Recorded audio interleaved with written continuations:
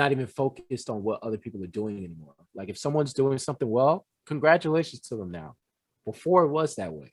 I was like feeling like I have to constantly do something to maintain pace with other people. Everything comes, but you just have to start. You got to see it. You got to see it in your eyes. You got to see it like as blurred as it may be. You got to see what you want to accomplish.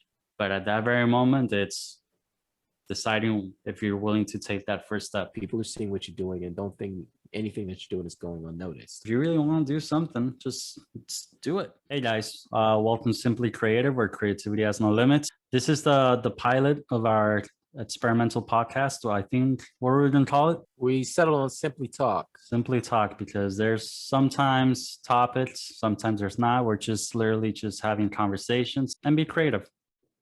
Anything to add? I would say also to simply, I would say to also simply provide people with entertainment. Bullshit. Bullshit. Oh my God. Only at Simply Creative. Yeah, only at Simply Creative where I can simply mess up. Okay, so on Tinder, I like long walks on the beach. I like to play in the sandbox. No, I'm just playing. No, my name's Jeffrey Creightney. For those of you that don't know me, and for those that do, thank you for tuning in. I am an actor, filmmaker, podcaster, all things creative, except for a singer. I wish I could sing because I would go on Broadway and I would do The Lion King and a heartbeat. I'd be Simba and I'd kill it. I win a Tony. I swear to God. My name's Andres Sarmiento. I'm a filmmaker. I'm also a baker, chef. And I just like to express my creativity through whatever platform that allows it. Right now, it's thankfully baking.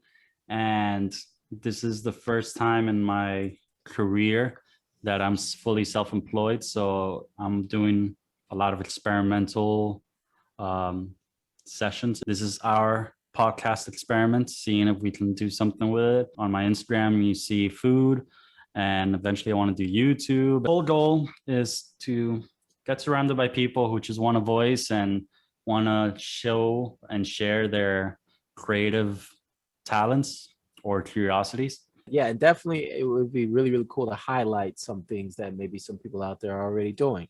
Someone I haven't worked with sent me something on a film of theirs that got onto an app called Dust. For indie filmmakers that's doing sci-fi, to me, I think it's one of the bigger platforms if you're doing a sci-fi film and you want to get it seen by a lot of people. It's a good platform, and they sent it, and I was literally just talking about this app like 2 days ago, and I was saying how bad I want to get a sci-fi film on there.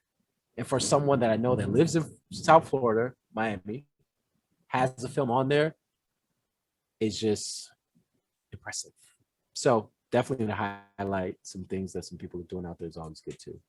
Talking about creativity, or talking about, let's say, creative inspiration or just motivation, tell the viewers, they don't know yet, what's been your latest project? Latest project at the moment, which actually you were on that project, is the Bloodstone film. It's cool. It was a cool little short that they hope to make into a feature one day. I got to play God, and I'm not, Greek mythology and all that stuff, yada, yada, yada. I tried to get into it. It was always a snooze fest, but I could see why they make so many movies about it and why so many actors have so much fun with it, because it's like you literally are being transformed to something unworldly, so. It definitely looked cool. Like they knew what they were doing. It was really fun. I was very bummed out that I couldn't go again, because they put me on as grip. I've never done grip. I do gaffing, but my focus is producing and directing, as you know.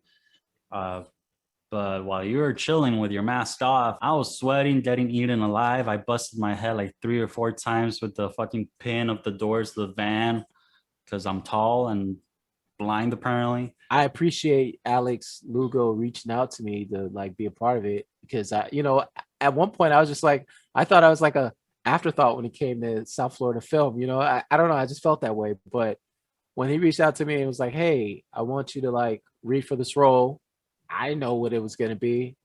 And then he told me the script, and I was like, oh man. And then he told me like, oh, this person is is a producer, Selena and Ernesto Diaz, and I'm like, I've heard these names before. It's cool working with those guys, man, and working with Alex for the first time, and also Ariel. I work with him so many times, so it's always good working with him, man. But yeah, It's crazy how one can like feel not relevant. Like for example, like the BTS person, shout out to Martin, but Martin just walks up to me and says like, yo, hey Andres, I've been following your shit for some time. It's a pleasure to finally meet you. And I'm like, what? How do you, what? People still knew who the fuck I was. 2017 was a fucking highlight of my film career. I did like 4 short films. I did my own film festival.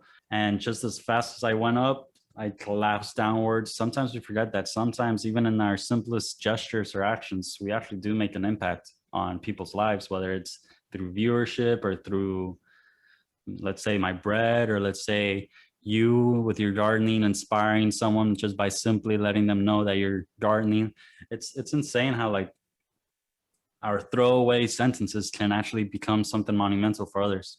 no, I agree with all that, man. And yeah, Martin, that's one talented son of a gun. That dude is skilled like a mother effer. But I was like, yo, this guy is really, really good, man. He was just doing his thing. He has his own way of doing like how he takes photos and he makes it easy. That shit's taken for granted excessively, and it's kudos to Yeah. those people who literally make people look good with little effort shown, but a lot of fucking practice behind. Yeah, I tried. Photography is definitely a skill. Even just making sure the focus is on point. Harder than people think. It's not just pointing a camera. It's more instant. It's not like film or video where you can rehearse it and kind of like map out what you want to do, but you literally have seconds within each frame. It's odd. It's like going backwards almost, but like I feel more comfortable capturing motion picture than still photography. It's insane. If a shot's shitty, it's shitty, but just keep trying and learn from each shot. That transcends to like anything else. To this podcast, we were talking off screen that we get caught up sometimes in the logistics and the analytics by what we were talking earlier about viewership. We get so caught up in these numbers that like we get discouraged for the things that we want to do. And we've been talking about doing a podcast since April or March, like thinking too much about the platform, thinking about the content, thinking about all sorts of things that next thing you know, 2-3 months pass by and you still haven't got squat. The easiest thing is to press record. Everyone who wants to do this, I think, needs to work on, and it only improves by working on it, is comfort, consistency. You got to feel comfortable with what you're doing on and off screen. So I don't know, what are your thoughts on that? Absolutely, I agree on that. You do have to be comfortable, have a presence too. Just kind of like you have conviction that you can do it at the same time. But yeah, we get caught up in a lot of different things, and sometimes for me, it might just be, do I have the energy to do it? Some days, like I have to muster my energy up to say, okay, I'm gonna do this. I'm gonna make a video about my gardening. I'm gonna do this or that, and so forth and so forth. And then I end up sitting on stuff for a long time and not getting anything edited. I might have shot something already and I'm just sitting on it, because I'm like, man, there's just so much work to do on it. To make just this 1-minute video, which I'm proud that you're able to do that on a consistent basis, where you're like, Monday, Wednesday, Friday, I'm going to be putting out a video. It's that idea that you have to document it. It's very disengaging, but I promise you, because that's how I feel now, when you get to your 3rd video, 4th, whenever, or even 2nd video, you're gonna be like, damn, I need to film something else. I think the moral of the story is you just gotta start. You gotta have a vision, you gotta have ambition, and you gotta have the want, and the rest will come along. It's that first cobblestone. If you don't place that first cobblestone, that road's never gonna be built. Yeah, that's true. And I wanted to go back to something you said when you were like 2017 was kind of the height of your career. I feel like 2017 for a lot of people, whether film, modeling, whatever it is they were doing, I feel like that was a great year for a lot of people. A lot of people were doing a lot of stuff. I know I was, I know you were, But Yeah, it was yeah, Letters to You, right? Letters to You was 2017. that was 2017. You did your film screening, that you put on. That was 2017 also. 2017 was, there was a lot happening and there was a lot of momentum being built. And then yeah, people just kind of fell off the wayside, and then COVID happened and made it discouraged people even more. And then now, 2021, I feel like people are just now getting the wheels back on. They're like, and that's kind of with you. You're getting the wheels back on now. It's like, okay, I could do this. And same thing with me. It's like, I haven't been submitting to any films or auditioning, self-submitting myself, but it's like, okay, I'm doing some projects again, but I'm doing them on my own terms. And same thing like with you. I think the reason why 2017 was so successful for a lot of people was because people were forcing a lot of things. I feel like that's what that is. It was like, oh, I have to keep going. And now it's like, I'm going to do this. I'm going to do that. Like how you're doing now. And you're doing it on your terms. To kind of touch bases on that. I mean,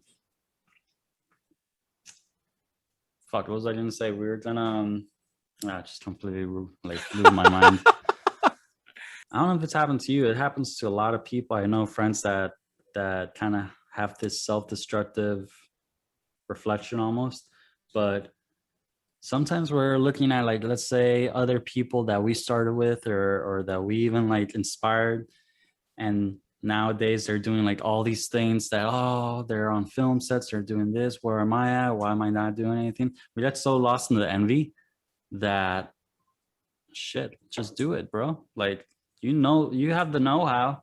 How often are we like, damn, I'm gonna go Cuban right now and say, oh, fulano has his own podcast, he has a lot of viewers, damn, I could be doing that. The fact that you're saying that you could be doing that, why aren't you?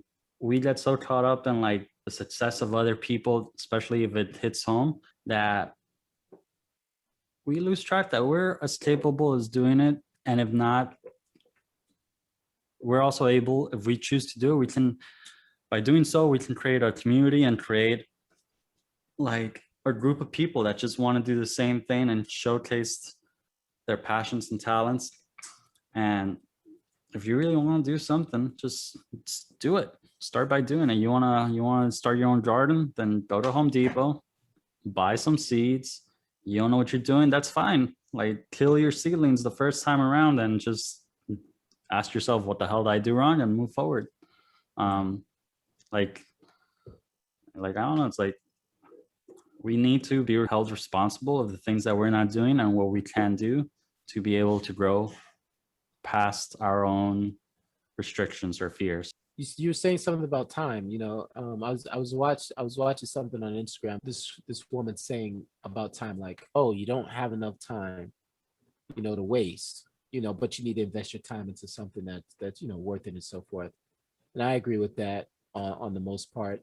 But I think also, in order to know what you're doing right or wrong, is that you're gonna put your time into something that might not be all the way there at first. Like even with gardening, like I almost gave up on it. All my plants died, and I was just like, "F this! I'm not gonna do this again.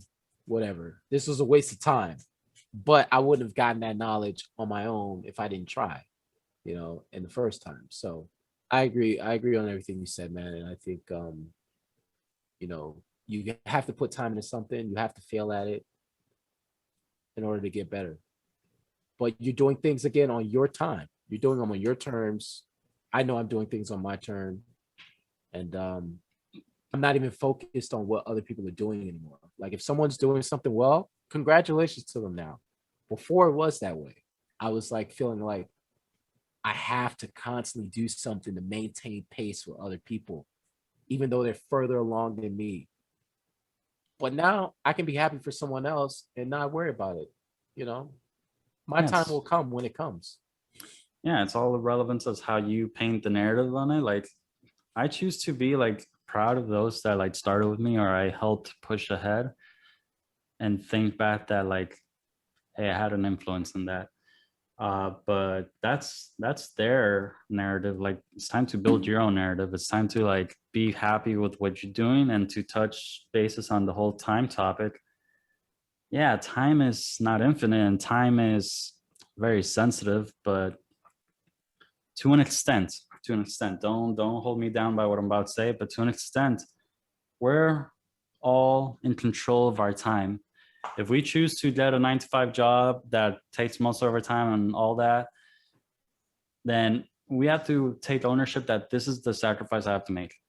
On the contrary, as I said earlier, this is the first time I'm self-employed, meaning no consistent income, no commodity. I'm just, thanks to Ellie, who's the partner in crime with me and Simply Creative, we're investing a lot of our time and like we're sacrificing a lot to have this vision that we are trying to flourish. And it's only up to us to make it happen. And I don't know, like I said, to start something, you got to simply start by wanting it. And if you really want it, after that is laying down the first cobblestone. Everything comes, but you just have to start. And I think that's the topic of today's conversation. Like, when you want something, first responsibility that you have as an individual and as an entrepreneur is you got to see it.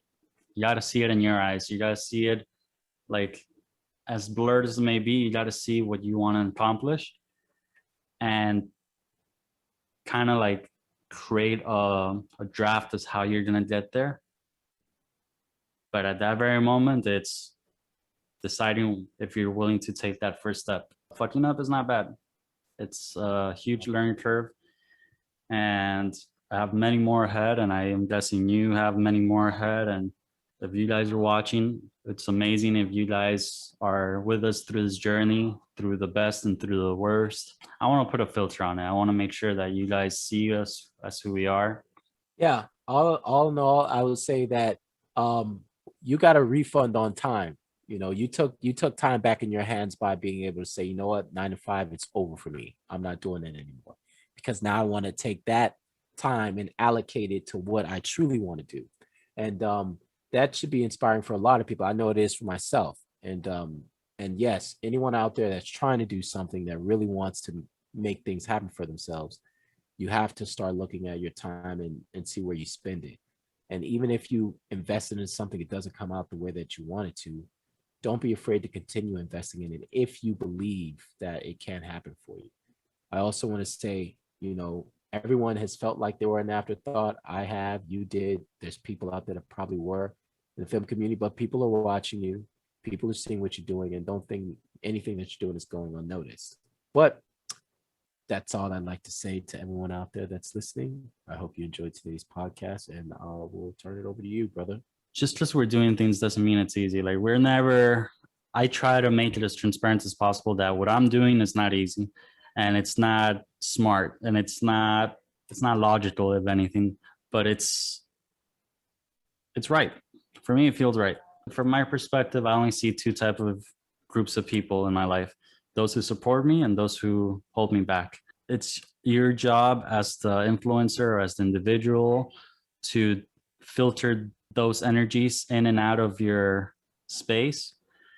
And just remember that you're doing it because you want to do it and it's what you love to do. And it's up to you to fulfill that dream. And with that, I want to thank you guys for watching. Make sure to like, follow, and or subscribe, depending what platform we're on.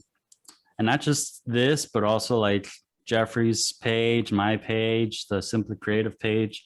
And challenge yourself, challenge the status quo, challenge what your perspective of society is, and just do you, bro. Start with that first cobblestone and you'll see how far you can get. Thank you guys for watching. And as always, stay creative.